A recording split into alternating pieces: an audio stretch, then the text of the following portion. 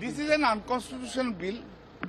This bill is, because they are having numbers, that is the reason the bill has been passed. The bill is totally unconstitutional.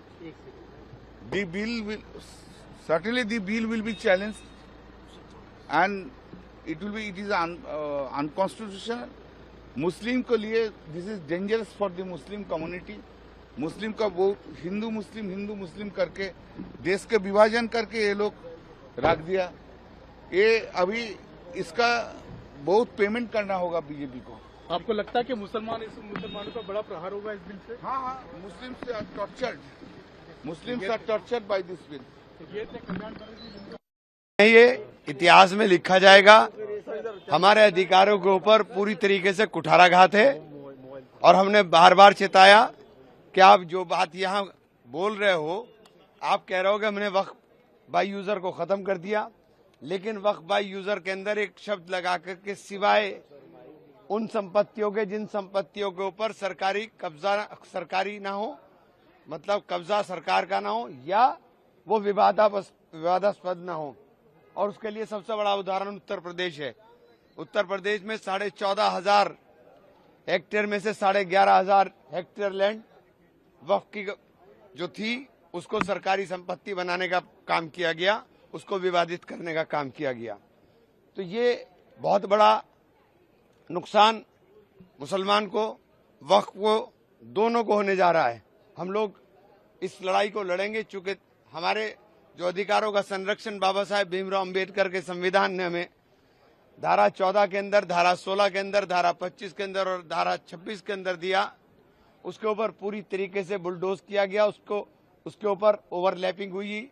हम लोग रास्ता देखेंगे, court जाएं, court में जाकर के हम लोग लड़ाई लड़ेंगे. लेकिन ये जिस तरह का काम आज हुआ है, ये इतिहास में काले दिन के रूप में दर्ज होगा.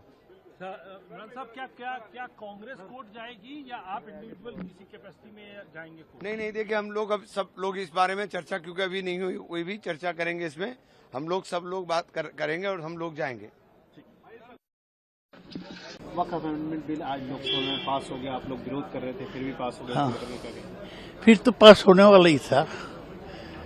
ये तो सरकारी दल का ज्यादा संख्या है, इसलिए वो सरकार बनाया. विरोधी दल की ओर से हम लोग जितना बाधा दे सकता उतना बाधा दिया. हमने हर क्लॉज पर, हर खंड पर हम विरोध किया, अमेंडमेंट दिया, वोटिंग कराया. फिर सरकार और ये बिल के खिलाफ जितना बोल सकते हम बोले. बिल तो पास होने वाला ही था. इसमें आप लोग कैसा, बिल तो पास हो गया. हम कभी बोले थे कि हम लोग पास कराएंगे? हम नहीं बोले. हमने अपनी बात रखी. बहुत सारे साथी अपने जमीर की आवाज को नहीं सुन पाए, इसलिए बिल पास हो गया. लेकिन हम इस लड़ाई को अधूरा छोड़ेंगे. हम लोग सड़कों पर इसको लड़ेंगे. जैसे हमने किसान आंदोलन लड़ा था, उसी तरह से हम लोग सड़कों पर लड़ेंगे. और जब तक लड़ते रहेंगे, जब तक जो है किसान आंदोलन, ये बिल भी सरकार वापस नहीं देती. लेकिन ये लड़ाई क्यों, जब सरकार लगातार यही कह रही है कि हम इसमें मुसलमानों का कहीं भी अहित नहीं है, विपक्ष नैरेटिव सेट करना चाहता है कि हम. जब नोटबंदी की गई थी तब भी यही कहा गया था, इससे लोगों का भला होगा. जब किसान बिल आए थे कानून में, तब भी यही कहा गया था. हमेशा यही कहा जाता, लेकिन उसका परिणाम बाद में पता लगता है. मैं आज आपको कह रहा हूँ 4-6 महीनों में हमें पता लग जाएगा कि सरकार का एजेंडा क्या है. इसलिए क्योंकि ये बिल कॉन्स्टिट्यूशन के अगेंस्ट में है, संविधान विरोधी, इसलिए हम लोग और मुसलमानों के खिलाफ है. इसलिए फिर भी हम अपनी बात को सड़क पर जाकर रखेंगे. आज हमने पार्लियामेंट में रखी है, अब हम सड़क पर जाकर अपनी बात जनता के बीच में रखेंगे. कल आज ही मतलब अगर राज्यसभा में हो जाएगा, डिस्कशन होगा इस पूरे विषय पर, उस पर क्या कुछ कहेंगे? देखिए, राज्यसभा के लिए मैं कुछ नहीं कह सकता, मैं लोकसभा में हूँ. मगर मैं फिर आपसे कह रहा हूँ, ये अब जनता को के बीच में जाकर उनको जागरूक करें किस तरह सरकार उनके हितों पर डाका डालने काम कर रही है. ठीक है, ये बिल पारित हो गया, आप इसको कैसे देखते? देखिए, ये संख्या बल के आधार पर ये बिल पास हुआ है, जबकि हम लोगों ने लगातार इस बिल का विरोध करते रहे और इस बात को कहते रहे कि ये सरकार की नीति, सरकार की नियत, सरकार का इरादा अच्छा नहीं है और वक्फ बोर्ड की प्रॉपर्टी को ये हथियाना चाहते हैं। इस प्रॉपर्टी के द्वारा इस देश की करोड़ों करोड़ों बच्चों की पढ़ाई होती है, उनको कपड़े मिलते हैं, दवाई मिलती है, खाना मिलता है, और न जाने कितने हमारे ये स्कूल चलते हैं जिन्हें मदरसा कहते हैं। इन मदरसों को फीडबैक मिलता है, आर्थिक सहायता। तो सरकार का इरादा ठीक नहीं है। ये बिल पूरी तरह से संविधान के खिलाफ है। संविधान में जो प्रेमबिल है, प्रेमबिल के आत्मा के बिल्कुल खिलाफ है, और ये भारतीय जनता पार्टी इस देश में बिखराव, आपसदारी खंडित करना चाहती है, और अनेकता में एकता का जो सूत्र है उसको कमजोर करना चाहती है। Thank you. Amendment bill Lok Sabha में पास हो चुका है, क्या कहेंगे इस विषय में? देखिए, हमने जोरदार ढंग से इसका विरोध किया। जिस तरह मुसलमानों का विरोध था इस देश के अंदर, और पॉलिटिकल पार्टियां भी जेपीसी के अंदर जब इस बिल को भेजा तो जेपीसी में भी विपक्ष के लोगों को बोलने नहीं दिया गया। और इसमें मोटा मोटा जो है इसके अंदर वो यही है कि वक्फ की जो संपत्तियां हैं उन पर सरकार का नियंत्रण कैसे हो। हमने देश की आज़ादी के अंदर हिंदू मुसलमानों ने मिलकर लड़ाई लड़ी थी, और तमाम जो इंडिया अलायंस सहित और दल थे उन्होंने इस वक्फ बिल का विरोध किया। उसमें राष्ट्रीय लोकतांत्रिक पार्टी से हमने भी विरोध किया कि बिल गलत तरीके से, अगर आपको चर्चा ही करानी है तो आप अग्निवीर को बंद करें, बेरोजगारी पे कराएं, महंगाई पे कराएं, इन मामलों पे कराएं। फालतू के इस मामले लाके आप इस देश को क्यों गुमराह कर रहे हैं? अच्छा, एक बात बताइए, इनको महिला की चिंता, आरक्षण बिल नहीं, महिलाओं की ना, वो आरक्षण बिल इसलिए नहीं लाते हैं कि इनको दलित को नहीं लाना, ईबीसी को, ओबीसी को आरक्षण नहीं देना है महिलाओं का, उसकी चिंता नहीं है। गरीब बात करते हैं। तो ये गोलवलकर की वो चीजें याद करिए जिसमें आप पता चल जाएगा कि जो साहूकार है उसको सारा संपत्ति दे दो, और 90% 85 करोड़ लोगों को 5 किलो अनाज दे करके गुलाम बना दो। तो गरीबी से भी इनको कोई मतलब नहीं है। अच्छा, आप उठा के देखिए, शुरू से गोलवलकर ने क्या कहा था कि जो भी लोग हिंदू छोड़ इस देश में जो भी धर्म समुदाय के लोग हैं उन्हें हिंदू धर्म मानना ही होगा। आप हमेशा से उठा करके देखिए क्या ये कहते हैं, सनातन क्या कहता है, बुद्ध क्या कहता है, आप इसको उठा करके देखिए। तो जो बिल ये ला रहे हैं या आज लाए और पास करवा लिए, तो मेरा सिर्फ इतना मानना है कि आपके पास बहुमत है तो संविधान को आप दरकिनार कर दिया। और आपने जिस बिल को लाया है, ये बिल जो एक शंका थी मुसलमान के खिलाफ, जिस तरीके से आप कह रहे हैं बांटने की बात, पसपंदा गैर पसपंदा, शिया सुन्नी, तो एक तो आप लगातार बांट रहे हो, आप उठा करके देखो। और कभी भी आप जब ये मुसलमान की बात करते हैं, एक सांसद है इनके साथ, एक मुसलमान को ये टिकट देते हैं, शाहनवाज का क्या हुआ, आप हमको जरा बताओ। तो ये हर मुद्दों को भटकाने के लिए हमेशा कभी शमशान, कभी ईद, कभी बकरीद, कभी जिन्ना, कभी पाकिस्तान, कभी एनआरसी, सीए, कभी तलाक, कभी वक्फ, आप इसको उठा के देखिए ना। लेकिन इनको ये चिंता नहीं है कि जो नवरात्रा है उसमें पूजा की सामान की कीमत बढ़ गई, इनको ये चिंता नहीं है कि फल की कीमत बढ़ गई। नोटबंदी ये लाए तो इनको किसी ने कह दिया कि मुसलमान सूद नहीं खाता है, बैंक में पैसा जमा नहीं करता है, इसलिए नोटबंदी लाइए, मुसलमान का पैसा खत्म हो जाएगा। अब वो देखिए, अब मरे कौन, 140 लोग हिंदू मरे। जीएसटी की भी स्थिति आप उठा करके देखिए कि जीएसटी का क्या हुआ। तो आप जिस जीएसटी में आप सारे बेनिफिट किसको दे रहे हैं। तो लगातार जिस तरीके से आप राजनीति को और धार्मिक आधार को सामने में रखकर सिर्फ वोट बैंक के लिए आप अपनी राजनीति करते हैं, और एक ही समुदाय और वर्ग पर लगातार आप उसके अधिकार, उसकी धार्मिक आजादी, उसकी सामाजिक आजादी और उसके संवैधानिक आजादी को खत्म करने में लगे हुए हैं, तो देश गुस्से में है और देश इसको स्वीकार नहीं करेगा। वक्त आने पर इनको जवाब देगा।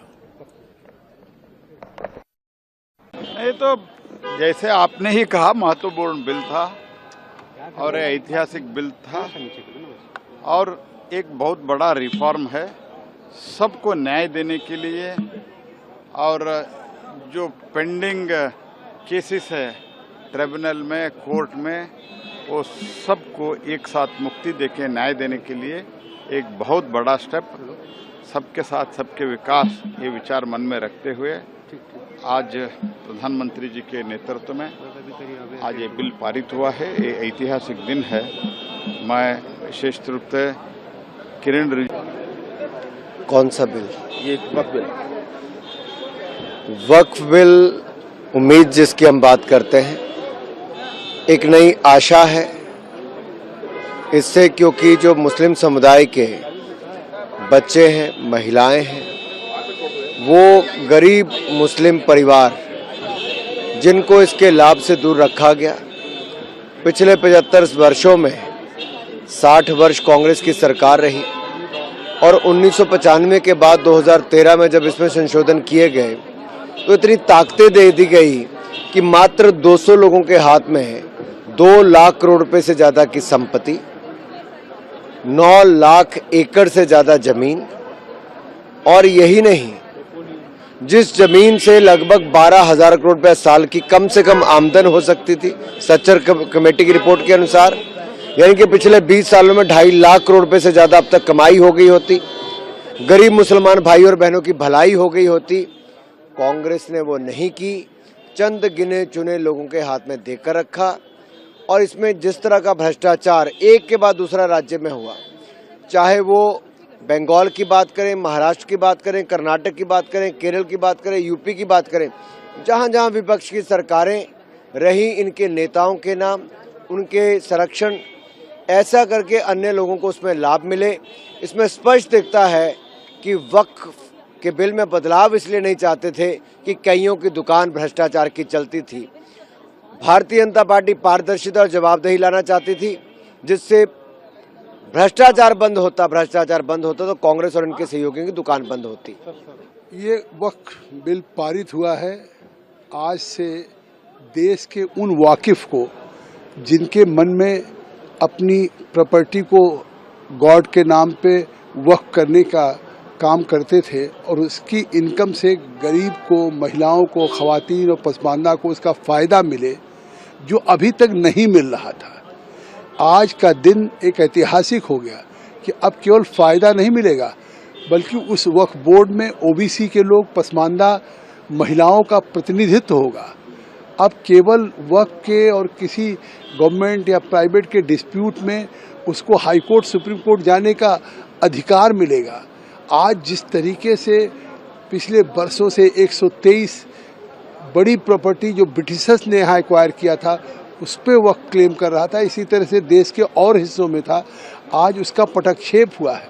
अब जो भी वक्फ होगा उस वक्फ प्रॉपर्टी का एक रजिस्ट्रेशन होगा, डीड होगा, उसको वामसी पोर्टल पे अपलोड किया जाएगा और उसकी रखरखाव के साथ उसकी इनकम का ऑडिट सीएजी के द्वारा नियुक्त किए हुए रिटायर्ड ऑडिटर्स करेंगे, तो कम से कम इनकम बढ़ेगी। एक चिंता का विषय था कि देश में रेलवे और डिफेंस के बाद भारत में सबसे ज़्यादा प्रॉपर्टी वक्फ की थी और इनकम कुछ करोड़, जहाँ की सच्चर कमेटी ने कहा था कि अगर ठीक से हो तो 12,000 करोड़ उस समय उन्होंने अनुमान किया था, लेकिन इसके बावजूद तनख्वाहें नहीं दी जा सकती थी वक्फ बोर्ड में।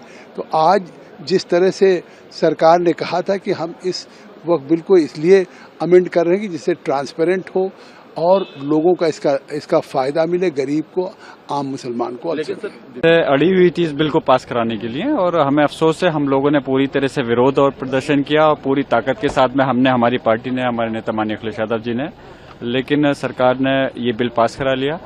और आने वाले समय के अंदर जब पुराने समय को याद किया जाएगा तो इस इतिहास को लोग माफ नहीं करेंगे कि किस प्रकार से इस बिल को पास कराया गया। लेकिन देखिए, सरकार लगातार यही समझाने की कोशिश कर रही है कि गलत नैरेटिव न सेट किया जाए, ये मुसलमानों के हित में है, महिलाओं के हित में है, जो गरीब मुसलमान है उनकी हित में है, तो लगातार विरोध क्यों? क्या हित में है, मैं पूछना चाह रहा हूँ। अगर ये हित में है तो फिर सरकार को समझाने के प्रयास की जरूरत ही क्यों पड़ रही है? अगर ये हित में है तो ऐसी चीज सामने ही क्यों आई कि क्यों लोगों को सरकार को ये समझाना पड़ रहा है कि ये उनके विरोध में नहीं है, उनके हित में है। और अगर हित में है तो बताएं, क्या महिलाओं की जहां तक बात है, महिला पहले से उसके अंदर 2 महिलाओं का पहले से है और उससे ज्यादा भी हो सकती हैं, तो कौन सा नया तीर मार दिया सरकार ने, उन महिलाओं को क्या सम्मान दिया है। तो इस प्रकार से जो बिल क्या है, यकीनन हम ये कहते हैं कि आपस में बिल ऐसा होना चाहिए जो कि समाज की तरक्की हो। और देखिए, जब हर समाज की तरक्की होगी तो तभी देश पूरी तरह से विकास करेगा। अगर एक समाज को टारगेट करेंगे तो फिर देश के प्रति, आप विकास के प्रति वो वफादारी नहीं कहला सकते। राज्यसभा में भी टेबल होने वाला है, डिस्कशन होगा और उसके बाद पास होगा निश्चित रूप से, जिस तरीके से आज लोकसभा में हुआ। आगे अगर तो आप इसको कैसे देखते हैं? और सबसे बड़ा सवाल ये भी है कि आपका नेक्स्ट क्या रहेगा समाजवादी पार्टी का? देखिए, हाँ बिल्कुल, अभी तो हम लोगों ने पूरी तरह से इसके प्रयास किया कि बिल पास नहीं होना चाहिए, लेकिन जाहिर सी बात है कि बिल जो पास होता है वो नंबर से होता है। तो सरकार के पास में जो बहुमत था, और आज भी मैंने जो सदन में बोलते में मुझे मौका मिला पार्टी की तरफ से, मैंने कहा इस बात को कि आने वाले समय में जनता उनके सहयोगी दल को, एनडीए के सहयोगी दल को माफ नहीं करेगी, चाहे वो बिहार के हों, चाहे आंध्र प्रदेश के हों या कहीं के भी हों। तो इसलिए और अब राज्यसभा में आएगा तो पूरा प्रयास करेंगे कि वो उसको वहां रोक सके। अदरवाइज अगर पास होता है तो उसके बाद में हम इसकी लड़ाई को, जो हमारी तंजीमें हैं समाज की, जो जिस तरह से इसको लड़ना चाहती हैं, सड़क पर लड़ना चाहती हैं, तो हम तब भी साथ रहेंगे और जरूरत पड़ेगी तो न्यायालय भी जाएंगे। एक और सवाल कि कई मुस्लिम जो समुदाय है, कई मुस्लिम मंच है, वो आगे है, उन्होंने इसको सपोर्ट भी किया। तो आखिर अलग अलग क्यों?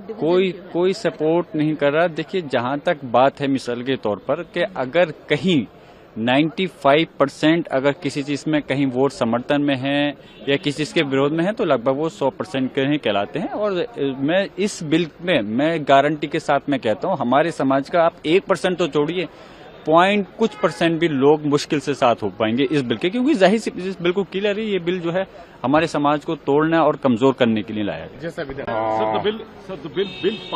पास हो गया आज लोकसभा के अंदर, पूरे नंबर्स के साथ, विपक्ष के भी नंबर्स थे वो भी सामने आ गए।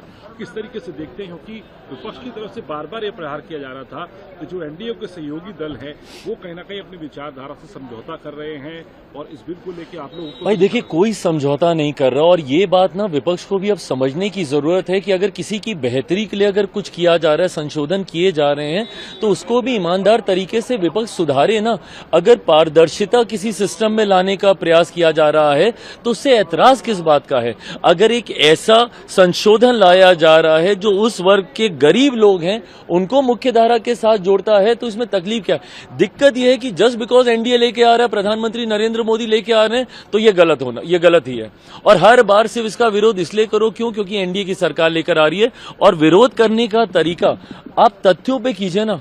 आज मुझे बता दीजिए कितने ऐसे विपक्ष के सांसद हैं जिन्होंने तथ्यों की बात की? उन्होंने सिर्फ एक जनरलाइज स्टेटमेंट दिया कि मुसलमानों के विरोध में है ये सरकार, मुसलमानों को खत्म करना चाहती है, मुसलमानों को हाशिए पे फेंकना चाहती है। हम लोग के ऊपर भी वही आरोप। हाँ, मुझे बताइए, मैं रामविलास पासवान का बेटा हूं। मेरे नेता, मेरे पिता ने अपनी पार्टी को समाप्त कर दिया 2005 में, मुस्लिम मुख्यमंत्री बिहार में बने, उसकी पैरवी करते करते। उस वक्त कहां थी ये तथाकथित सारी सेक्युलर पार्टियां? क्यों नहीं आ गए ये समर्थन में?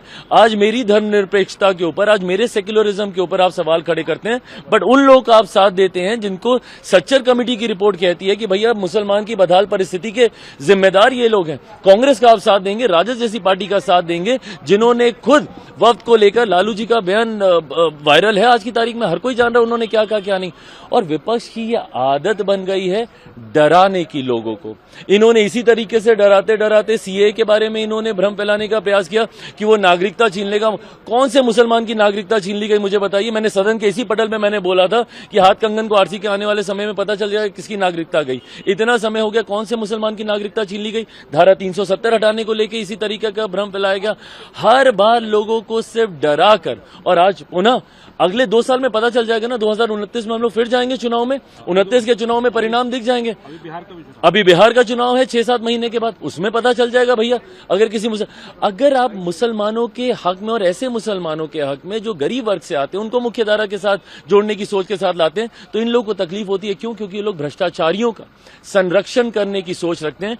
ये संशोधन मैं ईमानदारी से मानता हूं, मैं रामविलास पासवान का बेटा हूं, कोई ऐसी गलत चीज का मैं पक्ष नहीं लूंगा जो मेरे पिता की विचारधारा के खिलाफ जाए। मेरा कमिटमेंट ना सिर्फ समाज के इस वर्ग के साथ है, मेरा कमिटमेंट मेरे पिता की आइडियोलॉजी के साथ भी है, तो मैं कतई उसके साथ मैं समझौता नहीं करूंगा। मैं मानता हूं कि ये संशोधन प्रो पुअर मुसलमान है, ये संशोधन उन महिला मुसलमानों के हक में है जिनको अभी तक हाशिए पे रखा गया है। मणिपुर पे चर्चा हो रही थी, राहुल गांधी उस वक्त नहीं थे।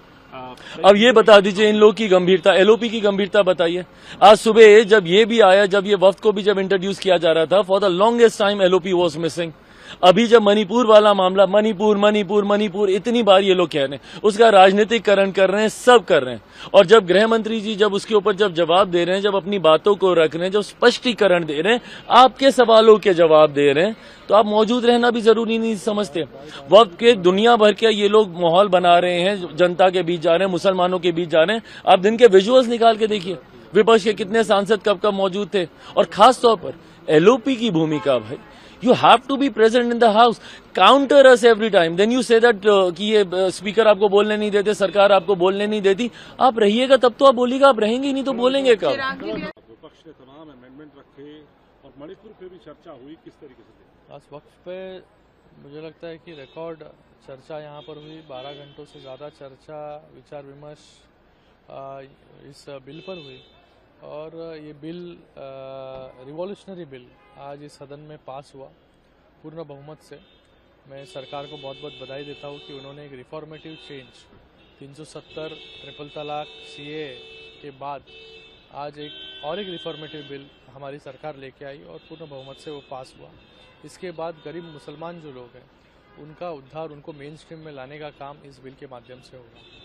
और ये विपक्ष वाले, कांग्रेस वाले रोज मणिपुर के नाम पे इसको एजेंट कराते थे, केओस कराते थे यहाँ पर। और जहाँ आज मणिपुर पे डिस्कशन शुरू हुआ तो सबसे पहले हाउस में से भागने वाले राहुल गांधी थे, जो राहुल गांधी हमेशा मणिपुर पे डिस्कशन चाहिए, लेकिन आज जब भी डिस्कशन हुआ तभी वो खुद एब्सेंट थे। तो लोगों को समझ जाना चाहिए कि इनको सिर्फ राजनीति करनी है, इनको डेवलपमेंट से कोई लगातार अभी भी इसका विरोध कर रही है। अज़दुद्दीन ओवैसी, उन्होंने जिस तरीके से बिल को फाड़ा और कहा कि ये अनकॉन्स्टिट्यूशन है। अरे अनकॉन्स्टिट्यूशनल कैसे है? क्योंकि वक्फ बिल जो है वो जेपीसी में भी गया, वहां पे भी उसका जुडिशियल रिव्यू हुआ। और ऐसा नहीं है कि सिर्फ आप अकेले थे ना, वहां पे विपक्ष के पार्टी के बाकी भी सदस्य थे, पक्ष पार्टी के सारे सदस्य थे, और उन्होंने मिलकर एक सकारात्मक चर्चा की। और उसके बाद वो जेपीसी के चर्चा होने के बाद वो सदन में आए और सदन में फिर इतनी लंबी चर्चा हुई, रात के 3 बजे तक चर्चा चल रही थी।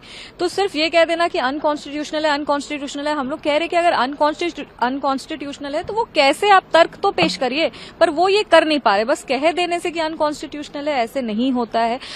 हमारे तमाम जितने भी मंत्रीगण थे उन्होंने भी बहुत सारे मंत्री इस बिल पे बोले और तमाम मंत्रीगण ने बताया कि किस तरीके से ये वक्फ अमेंडमेंट बिल जो है वो जो धर्म के नाम पे राजनीति होती है और जिस तरह से धर्म के नाम पे लोगों को तोड़ा जाता है उसको एक तरह से फुल स्टॉप दिया जाएगा। और जो मुस्लिम समुदाय के लोग हैं उन पे किसी भी तरह का प्रहार नहीं है। ये उन्हीं के लिए और अकाउंटेबिलिटी और ट्रांसपेरेंसी वक्फ बोर्ड में लाने की बात है। और ये सिर्फ और सिर्फ हम जब जिस देश में रहते हैं उस देश में हर चीज को रेगुलेट करना जरूरी है। जब हर चीज रेगुलेट होता है तो वक्फ बोर्ड भी रेगुलेट होगा। और वक्फ बोर्ड कोई धार्मिक बोर्ड नहीं है, वो एक ट्रस्ट है और ट्रस्ट में अकाउंटेबिलिटी और ट्रांसपेरेंसी सबसे ज्यादा महत्वपूर्ण है। तो ये चीज विपक्ष को समझना पड़ेगा, किसी भी तरीके से ये धर्म पे कोई भी अटैक नहीं है।